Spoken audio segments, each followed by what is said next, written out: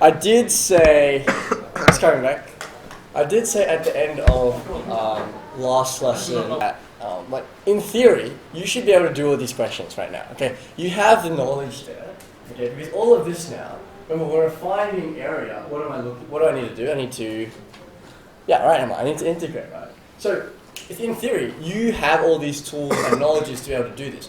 I think because it's an unfamiliar context, it may throw you off a little bit. Don't be fazed by that, right? Don't be fazed by that. You've got all the information here. You know how to integrate these functions now, so that should be good to go. What I will show you though is how to model out these solutions. Because I think that's what we need more practice with. I think you need to see what's the best way to actually lay these out. Because I think you've got all the info there. You just need to put it on the page so that whoever's looking at your paper knows that you know this stuff too. Okay. Ben, could you read out this question for me? Find the exact area enclosed between the hyperbola y equals 1 over x, the x-axis, and the lines x equals 1 and x equals 2. Okay, so what I'm going to do now is, again, it's not necessary to do for every integration question, but I think it might be helpful for you to see what's actually going on here. So, just see, can you tell me again, this curve here, 1 on x, what curve is that? Hyperbola. Okay, so I can draw the hyperbola, but which region am I interested in? The area enclosed by it.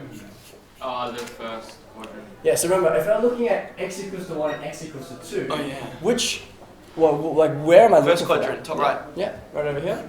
I'm looking for when x equals to 1 and when x equals to 2. I want to find the exact area between there. Okay? So this is actually what I'm looking for. Now last lesson, we learned that I know actually what the integral of 1 on x dx is. What's that equal to? Log.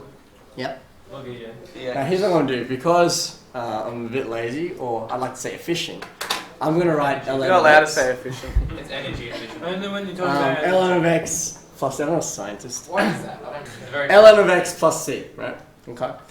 Because that's log base of v. So, knowing that now, right, when I do my, that's just my standard integral, it's not a hard question. So, when I actually answer this question, what do I want to do? Well, I want to find the area under this curve from 1 to 2. What do I do with those integrals? There are bounds. There are bounds. It's a definite integral, isn't it? So I know I'm going from 1 to 2 of 1 on x dx. Okay? And then, okay, you should only remove this integral sign when you apply the integration. Okay, so I'm going to apply the integration here. What do I draw instead? I draw my square brackets, that's right. And what's the integral of 1 on x? It's just ln x. And I keep those bounds there. It's really important that you keep all the information there. So you just do ln x, ln 2 minus ln 1. Exactly, right? So even though it's a different function in there now, don't forget, when you're using definite integrals, all you're doing is you're saying, okay, I'm going to substitute in these bounds now for my x value. And because it says here exact area, right? You don't want to evaluate any of these into your calculator. You just want to leave it like it is. You'll get ln of 2, and then you subtract ln of 1. But by now, you should realize, hang on, ln of 1, that's just 0. It's just 0, isn't it? It's just, yeah, it's just 0. So I'll get just ln of 2, what? Squared. Not squared. Just ln of 2. Unit squared, right? If you write ln of 2 squared, that's going to change the value. That's actually a different answer. You want to write u squared or unit squared. Not the right idea. Okay. Yeah, right idea. Almost there. Any questions on that? Not too bad.